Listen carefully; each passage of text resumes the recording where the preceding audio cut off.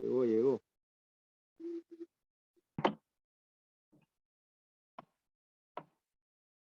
Buenas noches con todos, ¿cómo están? Buenas noches, bien. Buenas ¿Y usted? noches. ¿Cómo va? Ah, buenas noches. Bien.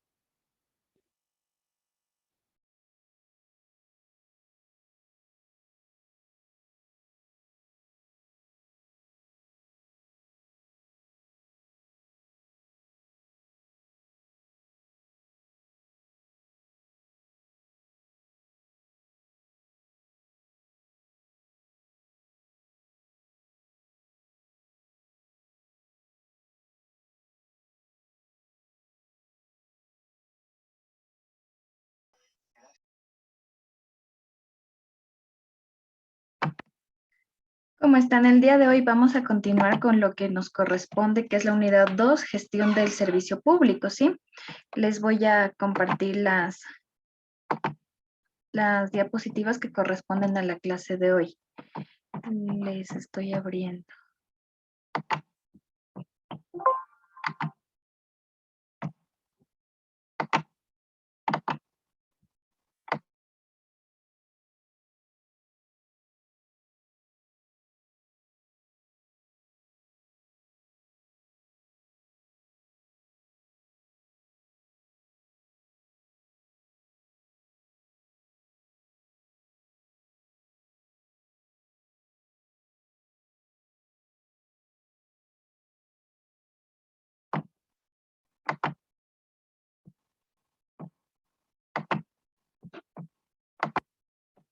¿Me confirman, por favor, si pueden visualizar? Les estoy compartiendo la pantalla.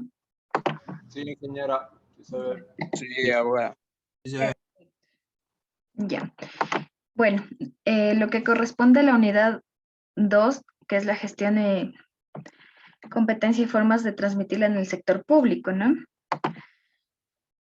Vamos a empezar desde la norma suprema, que es la Constitución de la República del Ecuador. En el artículo 226, las instituciones del Estado, sus organismos, dependencias, las servidoras o servidores públicos y las personas que actúen en virtud de una potestad estatal ejercerán solamente las competencias y la facultad que les sean atribuidas en la Constitución y la ley. Tendrán el deber de coordinar acciones para el cumplimiento de sus fines y hacer efectivo el ejercicio de los derechos reconocidos en la Constitución, ¿sí? Esto nos faculta desde la Constitución a cumplir todas las competencias y facultades que sean atribuidas y estrictamente contempladas, en este caso, en un contrato laboral, ¿no? Todo lo que las atribuciones que éstas nos otorguen y nos permitan desempeñarnos en el ejercicio de nuestras actividades. El artículo 227 indica que la administración pública constituye un servicio a la colectividad que se rige por los principios de eficacia, eficiencia, calidad, jerarquía, desconcentración, descentralización, coordinación, participación, planificación, transparencia y evaluación, tal cual lo habíamos ya revisado.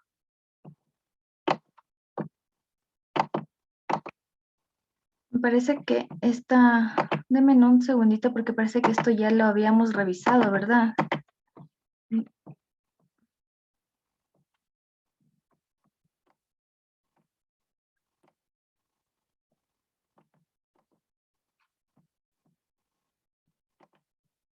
Ujú.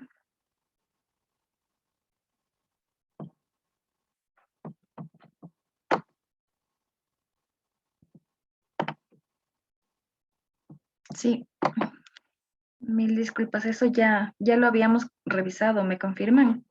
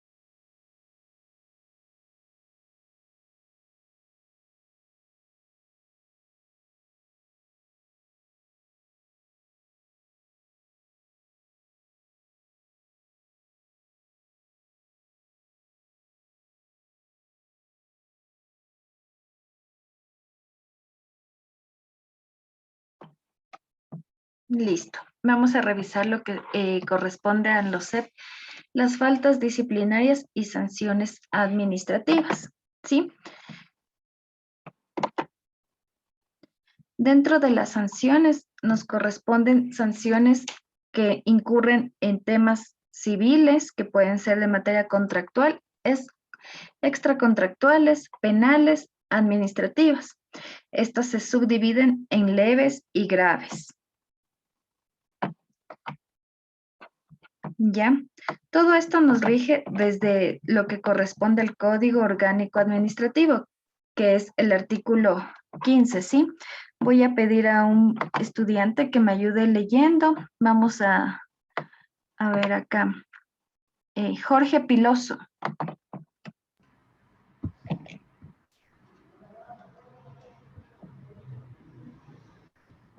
Buenas Jorge, noches, abogada. Sí, ¿cómo está, Jorge? Ayúdame, por favor, leyendo para todos lo que corresponde en esta diapositiva.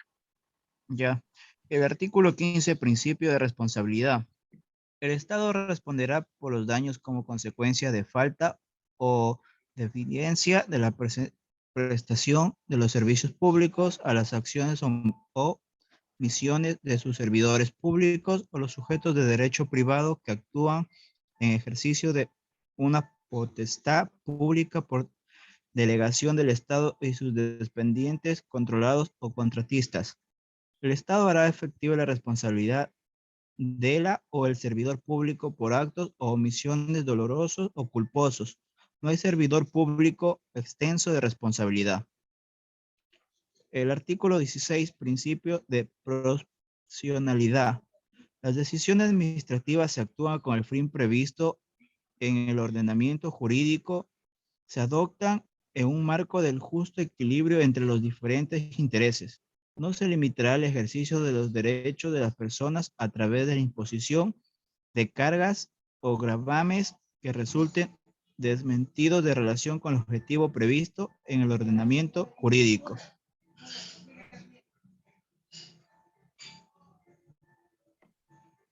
Perfecto. Muchas gracias.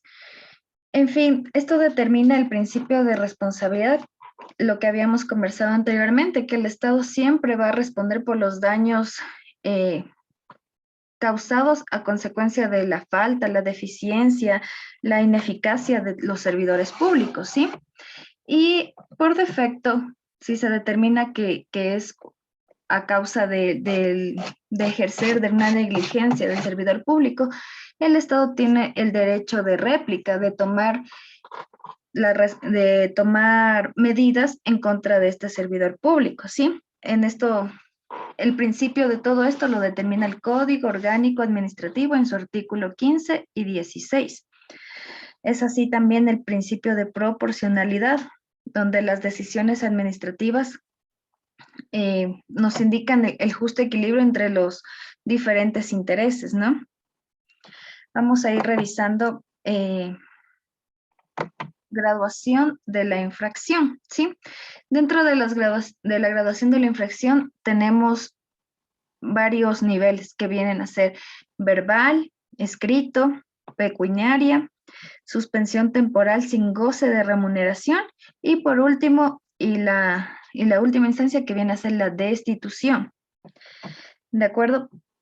Van escalando el grado de infracciones, es decir, que generalmente se conoce que el primer llamado de atención siempre surge de manera verbal, luego por escrito, un memorándum en el cual ya se eleva a todo lo que en derecho corresponde lo demostrable, ¿no? Lo escrito.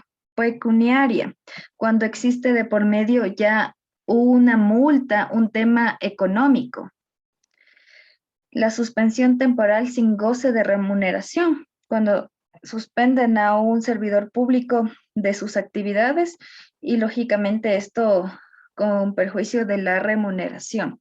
Y por último, la destitución. Esto ya corresponde con un sumario administrativo y con el debido proceso. La constancia de infracciones.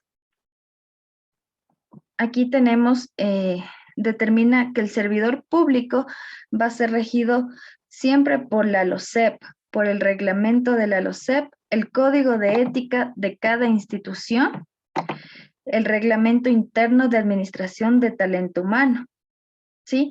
Dentro del grado de prestación de servicios, cuando una persona natural o jurídica presta servicios a una entidad, se va a regir por el contrato y por el código de ética. Y el obrero o trabajador, que en este caso bueno, también sucede en las instituciones públicas, generalmente los choferes están contratados o el pool de secretarias, se han contratado bajo el código de trabajo, los cuales gozan a veces de mayor beneficio. El código de ética, reglamento interno de administración del talento humano. Vamos a ver un participante. Jorge Cabezas, coménteme, ¿cuál es su criterio acerca del código de ética?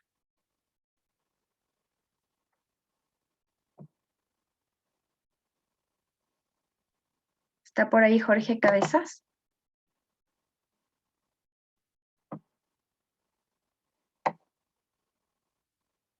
Jordin Argenis.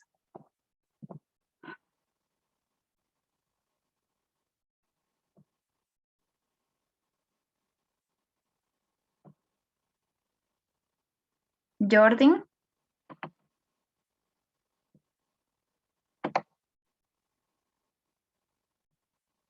Jordi Izquierdo.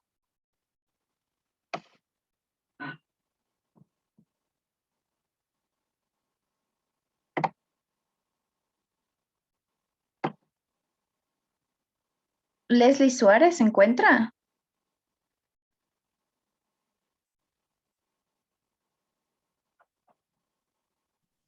Buenas noches, abogada. ¿Cómo está Leslie? Buenas noches. Coménteme, Leslie, que se ha estado pendiente. Coménteme. Y también abogado. Perfecto. Coménteme, Leslie, ¿qué criterio tiene usted respecto del código de ética?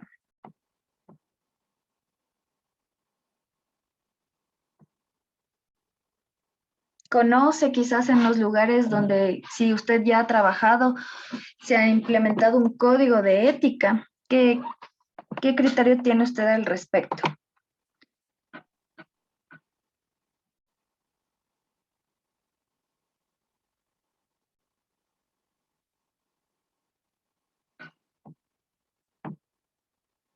Vamos con Orfay Yanchatipan, por favor. Sí, ingeniera, serían los principios morales y profesionales que nos ayudan a resolver, a desempeñar el servicio público, puede ser. Nos ayudan en todo ese sentido a trabajar en equipo, a trabajar en colaboración con las demás personas, a tener un buen desempeño, una buena métrica, un buen trato a las demás personas, como quieres que te traten, tú los tratas y todo eso. Perfecto, de acuerdo.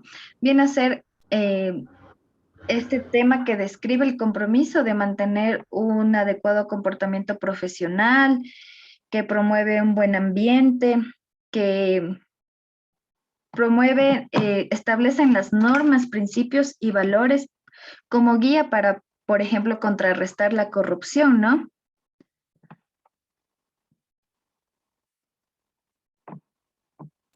Claro que sí. De acuerdo, gracias.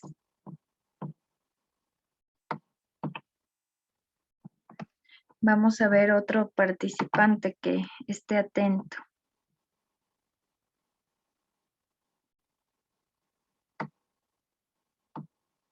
Roger BM. Sí, buenas. Hola Roger, buenas noches. Coménteme usted qué criterio tiene respecto del código de ética que vemos que se aplica tanto a los servidores públicos como cuando uno a la prestación de servicios, puede ser profesionales, a los obreros y trabajadores. Vemos que es algo que se fomenta y se aplica en estos tres tipos de contrataciones.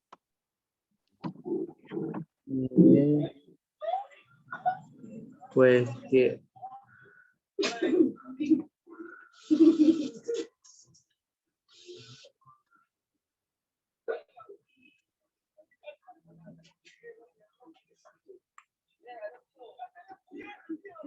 disculpe, ¿me puede repetir la pregunta? Me olvidé. No hay problema, Roger, perdón. Le indicaba que me dé su criterio respecto al código de ética que vemos que se implementa en los diferentes tipos de contratación, como el servicio público, el contrato por prestación de servicios, trabajadores, obreros. ¿Qué es para usted el código de ética?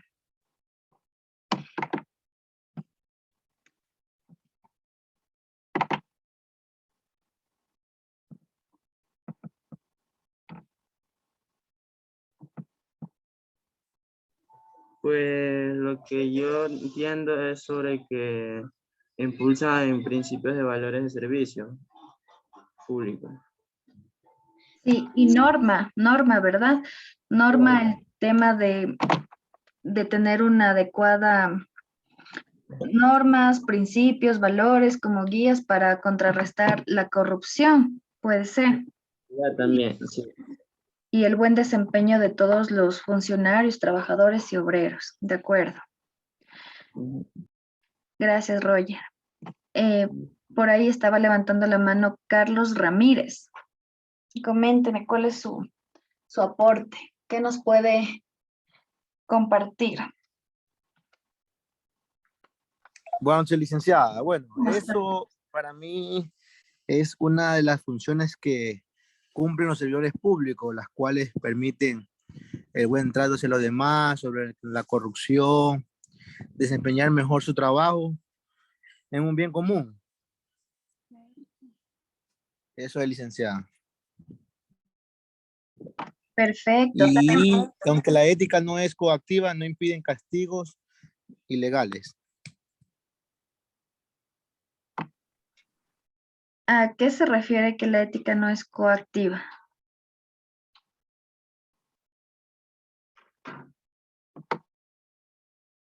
Porque no impiden castigos legales, ¿no? Sí, si desarrollamos, vamos hilando más fino, lógicamente el código de ética determina todas estas normas, principios, valores y régimen de desempeño para poder normar a una institución, para poder sancionar y todo lo que la institución está alineada, ¿no? También podemos definir que los códigos de ética siempre van a estar alineados en base y con el enfoque de la misión, visión, valores, principios. Entonces, todo esto determina un código de ética de cualquier empresa o institución. Ustedes como futuros agentes civiles van a conocer toda la misión, visión, los objetivos de la institución. ¿De acuerdo? Valores. Así es, licenciado. Todo eso determina el código de ética. Perfecto. Me dice Muchas gracias. Argenis que ya le regresó el internet. ¿Ya está ahí atento? Sí, abogada, sí. ¿Cómo está, Jordan? Coménteme usted, ¿qué me puede indicar respecto al código de ética? ¿Qué es para usted el código de ética?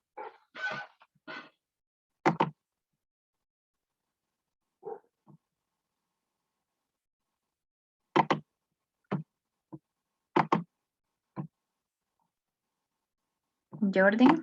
Es un documento que incluye un conjunto más o menos un amplio de criterios. Abogada.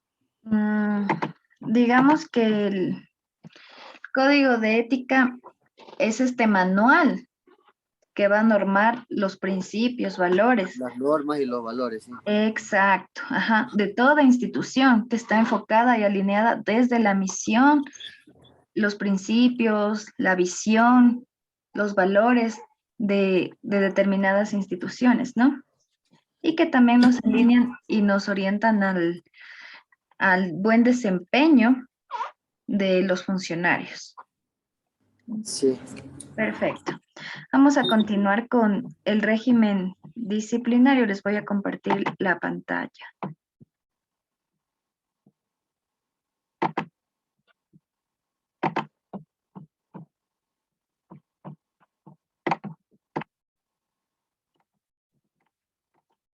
¿Sí se está visualizando? ¿Me confirman, por favor?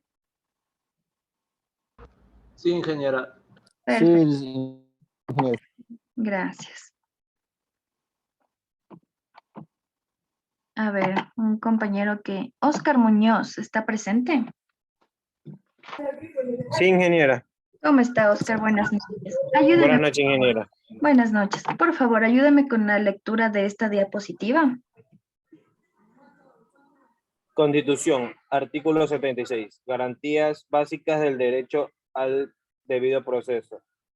En todo proceso en el que se determine derechos y obligaciones de cualquier orden, se asegura el derecho al debido proceso que incluirá las siguientes garantías básicas. Todo. 1. Por toda la diapositiva hasta el numeral 6. Yale. 1. Corresponde a toda autoridad administrativa o judicial garantizar el cumplimiento de las normas y los derechos de las partes. 2. Se presumirá la inocencia de toda persona y será tratado como tal, mientras no se declare su responsabilidad mediante resolución firme o sentencia ejecutoriada. 3. Nadie podrá ser juzgado ni sancionado por un acto u omisión que al momento de cometerse no esté tipificado en la ley como infracción penal, administrativa o de otra naturaleza, ni se le aplicará una sanción no prevista por la Constitución o la ley. Solo se podrá juzgar a una persona ante un juez o autoridad competente y con observancia del trámite propio de cada procedimiento. 4. Las pruebas obtenidas o actuadas con violencia de la Constitución o la ley no tendrán validez alguna y carecerán de eficacia probatoria. 5. En caso de conflicto entre dos leyes de la misma materia que contemplen sanciones diferentes para un mismo hecho, se aplicará la menos rigurosa, aun cuando su promulgación sea posterior a la infracción. En caso de duda sobre una norma que contenga sanciones, se la aplicará en el sentido más favorable a la persona infractora. 6. La ley establecerá la debida proporcionalidad entre las infracciones y las sanciones penales, administrativas o de otra naturaleza. Perfecto, muchas gracias. Bueno, nuevamente partimos desde la norma suprema, que es la Constitución, ¿sí? La cual nos garantiza el derecho al debido proceso. Es decir, que cuando un funcionario público comete una falta administrativa, siempre va a tener el derecho de elevar esto y garantizar sus derechos y obligaciones, ¿no? En este caso, por ejemplo, siempre va a ser notificado, siempre se presumirá la inocencia, estará en su puesto hasta cuando un juez determine la destitución mediante resolución firme o sentencia ejecutoriada. Será juzgado por una persona competente dentro de y con jurisdicción. Aquí también nos indica el numeral 3 que nadie podrá ser juzgado ni sancionado por un acto u omisión que al momento de cometerse no esté tipificado en la ley como infracción penal, administrativa o de otra naturaleza. Es decir, que no vamos a ser jamás sancionados por lo que no esté ya en letra, ya sentado, sentado en el registro oficial, que es el medio por el cual se determinan que ya todas las leyes son expresas y manifiestas, ¿sí? También aquí tenemos que en el caso de conflicto de dos leyes que contemplen sanciones diferentes por un mismo hecho, se aplicará la menos rigurosa. Este es un derecho que nos faculta desde la Constitución, ¿sí? Y también vamos a tener el beneficio de la debida proporcionalidad entre las infracciones y las sanciones, ¿sí? Vamos a avanzar.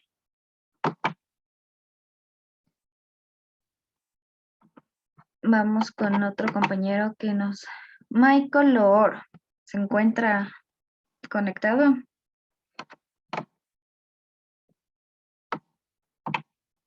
Michael.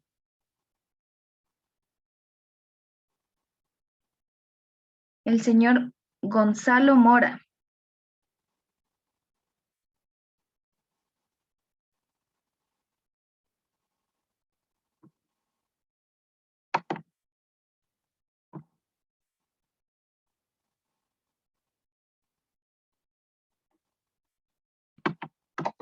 No está. ¿Alguien está levantando la mano? Participe, por favor.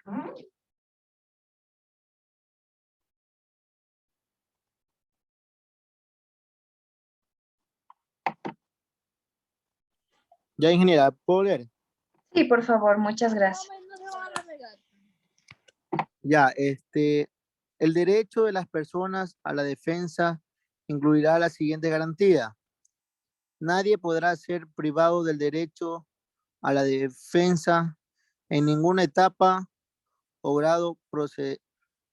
Mira, le puedo hacer un poquito el zoom que no hay luz por donde yo vivo y está muy chiquita la letra.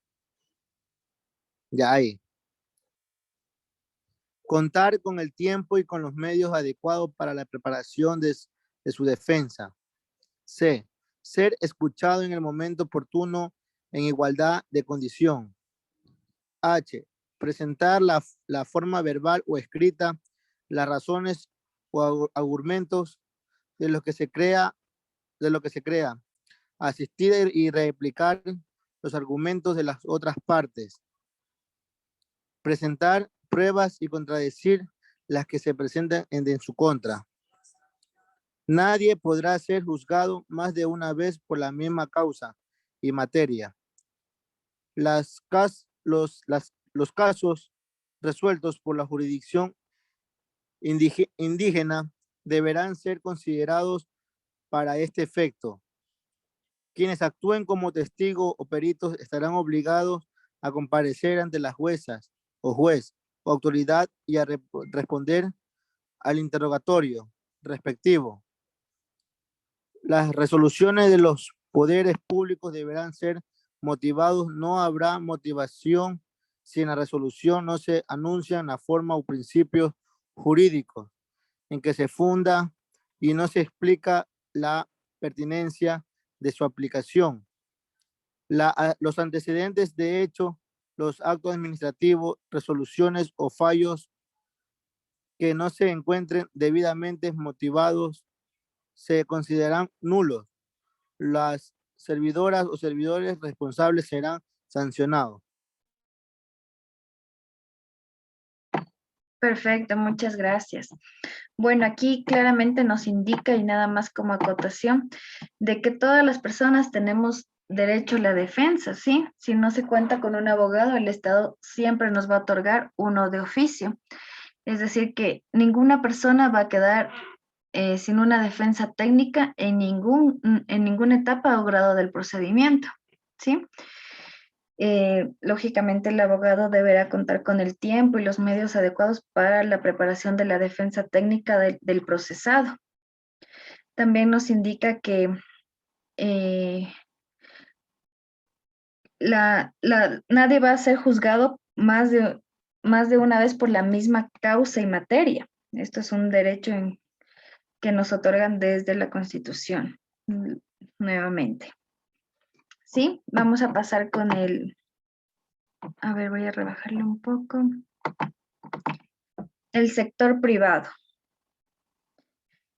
Aquí nos indican en esta diapositiva que tenemos tres pasos, ¿no? La solicitud de descargo, respuesta del trabajador, sanción o absolución, ¿sí? Como primera instancia y tenemos la presunción de falta disciplinaria, la identificación del responsable. Esto viene a corresponder lo que es la solicitud de descargos. Continuamos con la respuesta del trabajador. Aquí, por ejemplo, se lleva a cabo lo que es el derecho a la defensa, ¿no? De que no solamente a mí me van a acusar de que yo cometí determinada falta o error, sino que yo también tengo derecho de fundamentar mis elementos de cargo o de descargo, que se llama, ¿sí? En este caso, la respuesta del trabajador viene a ser la presentación de descargos, es decir, pruebas que me acreditan que yo no cometí tal infracción, petición de cargo a vacaciones para poder también prepararse. Como respuesta a esto tenemos la sanción o absolución, que corresponde a un memorando de sanción, comunicación al Ministerio de Trabajo sobre la falta grave y justificar al trabajador. Estas son las alternativas que corresponde a la sanción o absolución. Vamos a identificar, en cambio, el sector público, que es lo que nos corresponde. La solicitud de descargos representa una comunicación de una presunta infracción. Ya le dan a conocer que por qué está motivada esta infracción. Identificación de los presuntos responsables. Identifican en este caso al servidor público, quiénes son, dónde trabajan, en qué unidad, en qué institución. Y lógicamente se les comunica, porque esto es el derecho que parte de conocer qué es de lo que se me acusa. Inmediatamente tenemos lo siguiente es la respuesta del servidor, que la respuesta del servidor viene a ser la justificación mediante pruebas documentales, digitales, testimoniales, el informe de régimen disciplinario, que vienen a ser este informe donde va a estar debidamente motivado por antecedentes, la normativa, el análisis, la conclusión y las recomendaciones. Este informe generalmente quien lo realiza son las autoridades, ¿sí? En este caso, el comité disciplinario de la institución. Y por último, la resolución, que viene a ser la sanción verbal, escrita, la amonestación, que en este caso puede ser una amonestación pecuniaria, que habríamos hablado que el tema pecuniario corresponde a la sanción económica. La notificación al Ministerio de Trabajo para inicio del sumario administrativo, ¿sí? Esto es lo que corresponde en el sector público, es el sumario administrativo y con esto se gestiona la destitución del servidor público, ¿de acuerdo? Vamos a ir participando con los compañeros. Roxana Ruiz, ¿está presente? Sí, dígame, abogada, buenas noches. ¿Cómo está, Roxana? Buenas noches. Coménteme, haciendo énfasis a la respuesta del servidor público, en este caso, ¿qué determina usted como pruebas que puede presentar un servidor público para defenderse de hechos que se le atribuyen? Coménteme. Para defender hechos, ¿verdad? Sí, a usted le atribuyen ustedes ya mañana agente civil y le atribuyen hechos de cohecho, por ejemplo, de corrupción, de recibir coimas. ¿Cuáles serían en este caso el tipo de pruebas que les había mencionado?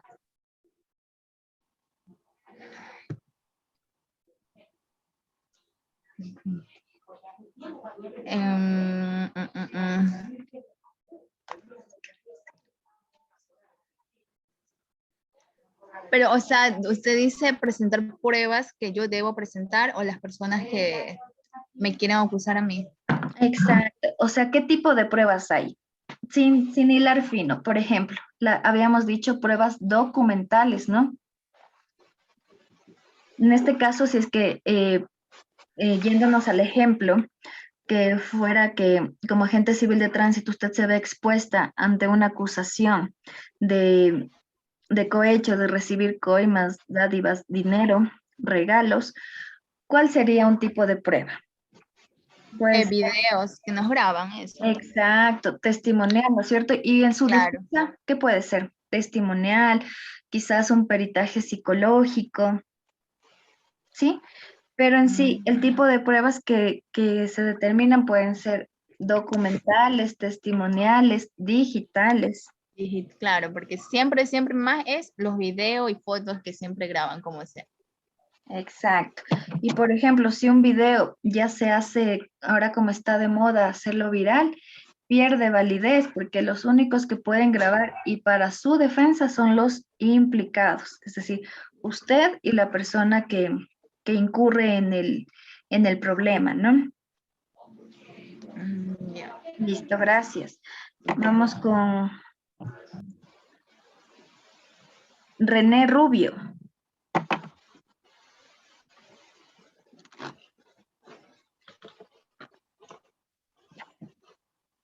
René. No está. Dígame, abogada, aquí estoy. ¿Cómo está, René? Coménteme, dentro de la solicitud de descargos, ¿cuál sería la identificación de presuntos responsables?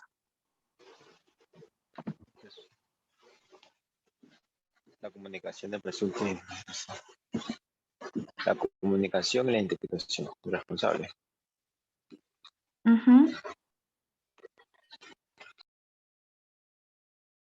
O sea, identificar a la persona responsable del cargo que lo despide.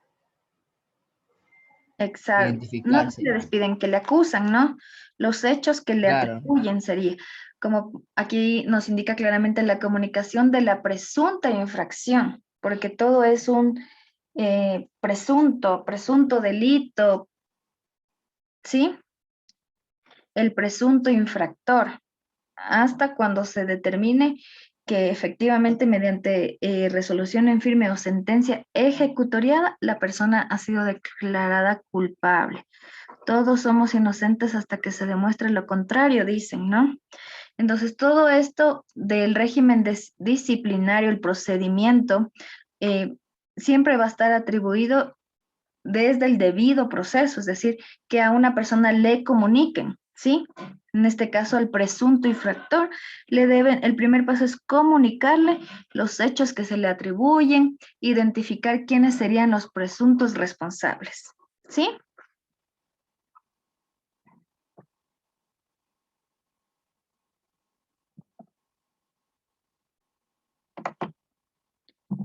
Jocelyn Zambrano.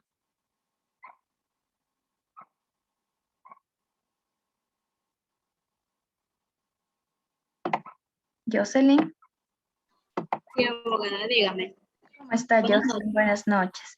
Coménteme, yéndonos al punto 3, el informe de régimen disciplinario.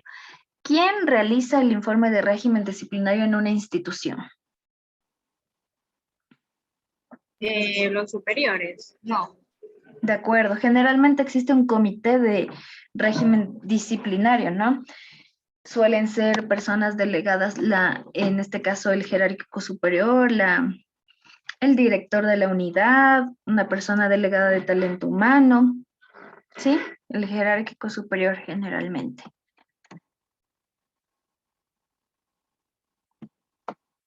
Habíamos hablado de las sanciones pecuniarias. ¿Recuerda? ¿Me puede en sus palabras dar su concepto?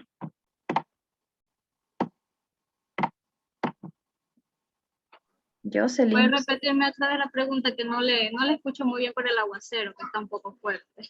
De acuerdo, Jocelyn. Coménteme, habíamos hablado respecto de la sanción verbal, escrita, y lo siguiente, lo que procede es la amonestación, que podría ser de manera pecuniaria, ¿sí? ¿Recuerda usted lo que habíamos determinado acerca de la amonestación pecuniaria?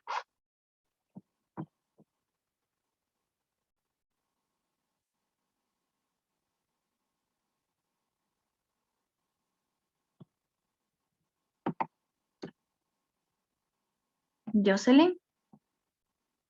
Se nos fue, creo. Serían faltas leves que dan a un lugar o a una imposición de sanciones de amonestaciones verbales o escritas.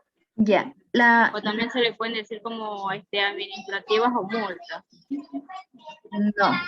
La amonestación pecuniaria viene a ser esta sanción económica que a usted le imponen. Es decir, por la falta que usted realizó, la sanción, la amonestación pecuniaria es el 10% de su sueldo. ¿Sí? Recuerden siempre, pecuniaria, dinero, económico. Serían los sobornos, abogada, más o menos así, en el caso de la gente de tránsito. Pues.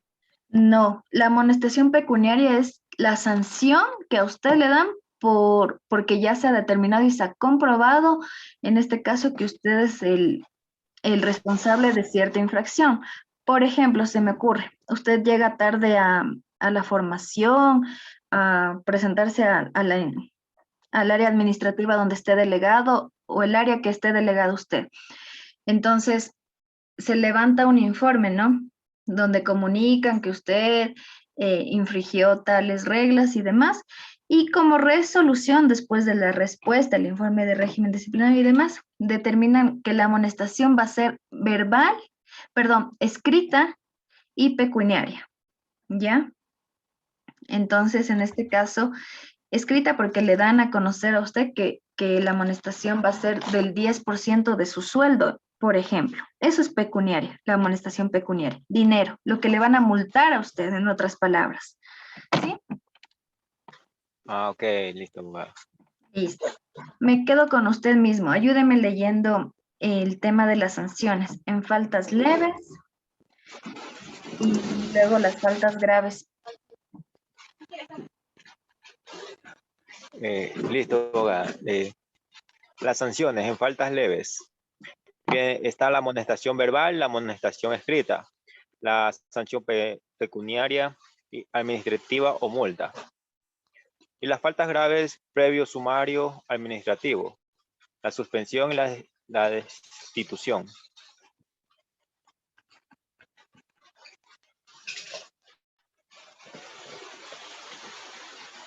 ¿Listo, abogada?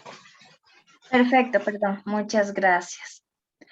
Listo. Habíamos comentado que dentro de las faltas leves, a mí se me ocurre como faltas leves, por ejemplo, un atraso, ¿sí? Que lleguen tarde a sus actividades.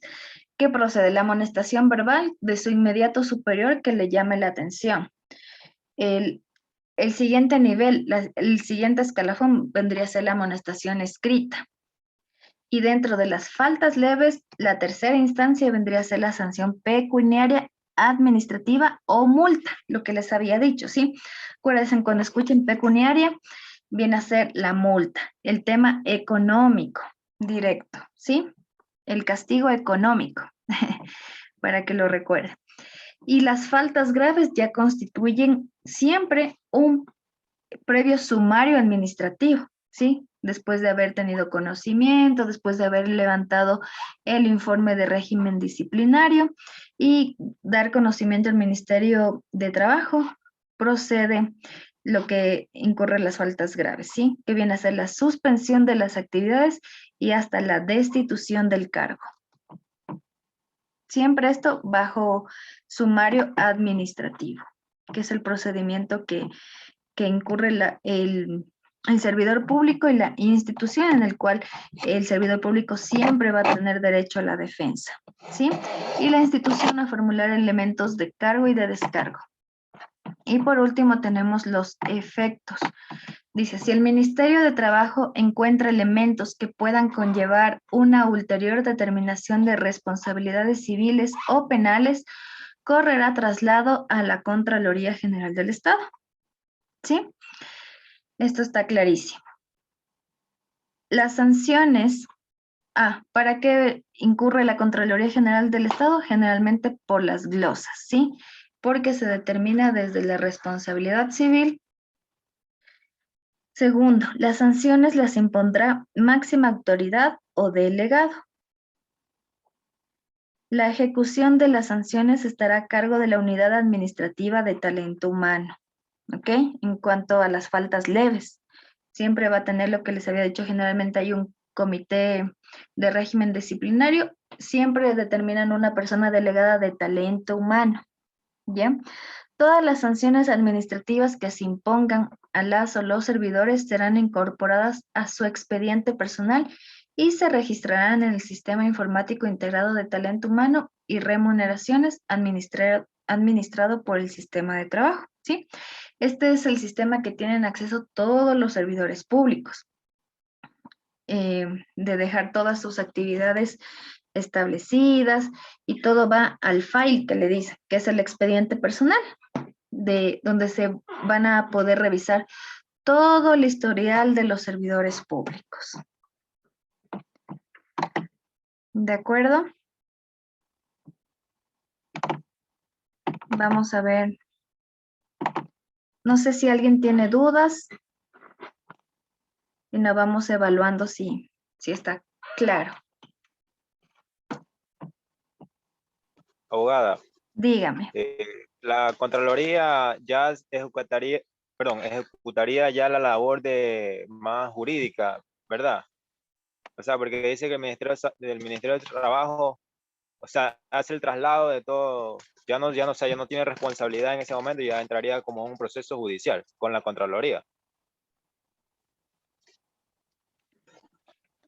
Bueno, en este caso, la Contraloría es un ente, como su nombre lo indica, de control, ¿no?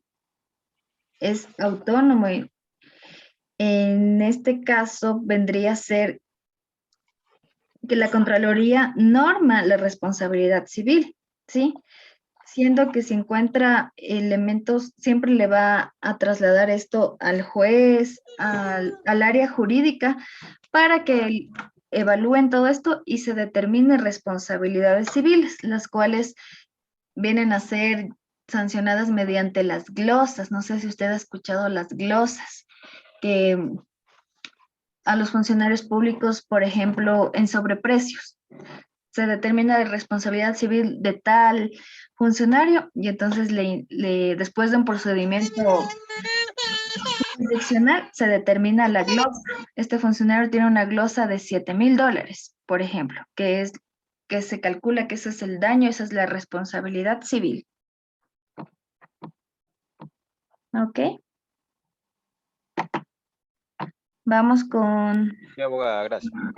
Con mucho gusto. Marlon León.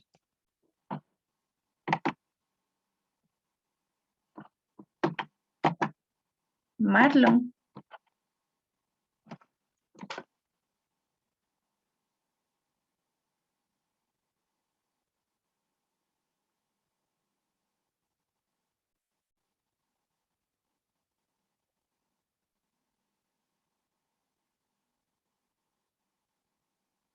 No se encuentra Marlon. Gonzalo Mora.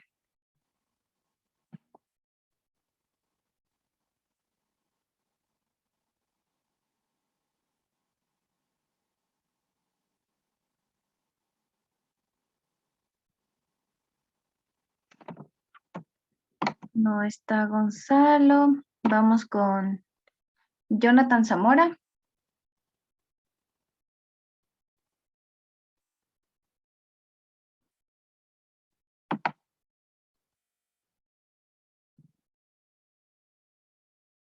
Giovanni Hiller.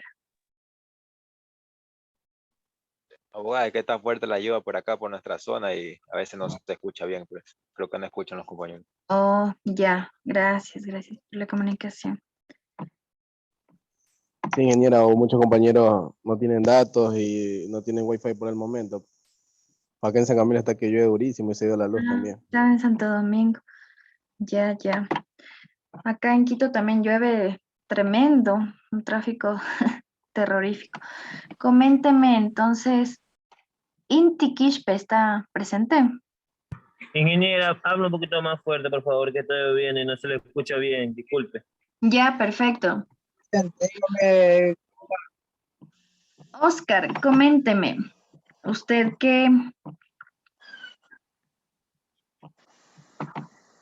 Oscar. Disculpe, abogada, me nombró a mí.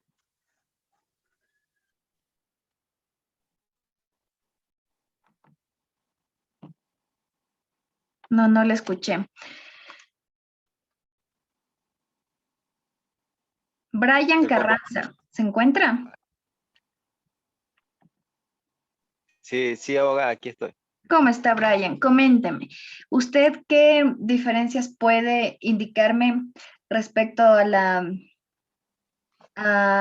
amonestación verbal, escrita y pecuniaria? Un breve ejemplo. Bueno, perdón, un segundo, déjame.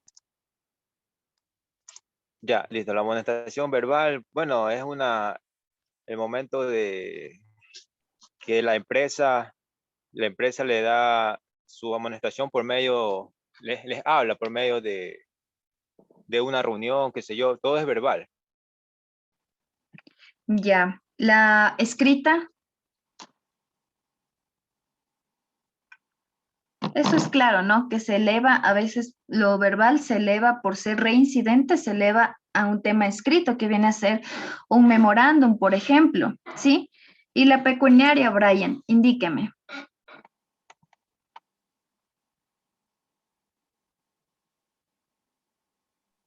Es cuando le dan a uno una amonestación que implica el dinero. Muy bien, perfecto, Alexander, gracias. Listo, queridos estudiantes, entonces les dejo que se conecten a su siguiente clase.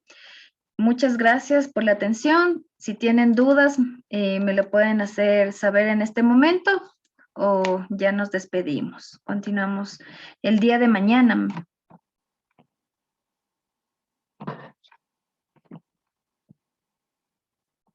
¿No hay dudas?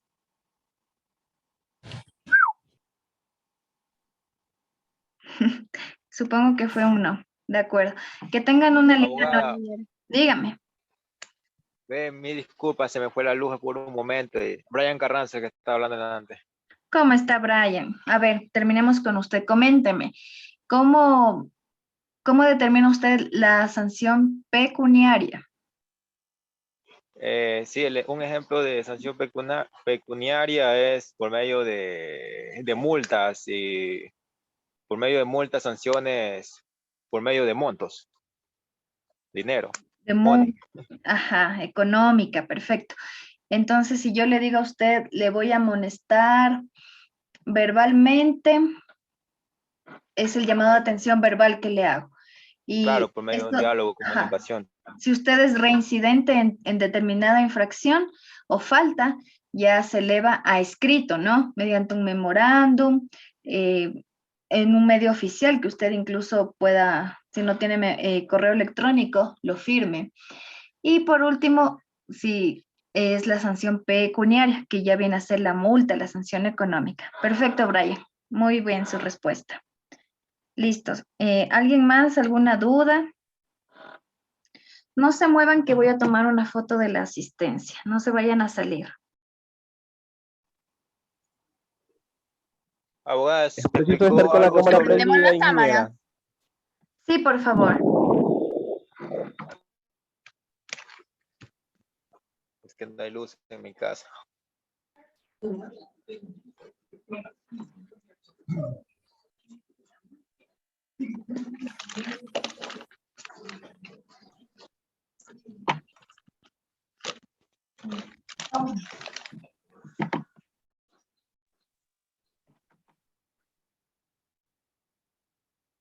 Perfecto, estudiantes. No sé si alguien tiene una duda o ya nos despedimos.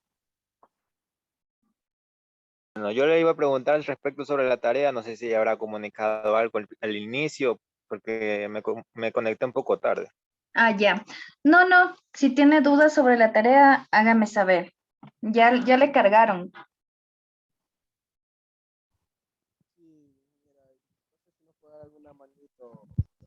No le escucho. Que si nos podría dar alguna mano en lo que es la tarea para ver si la hacemos bien. Ya, perfecto. A ver, déjenme abrir mi documento.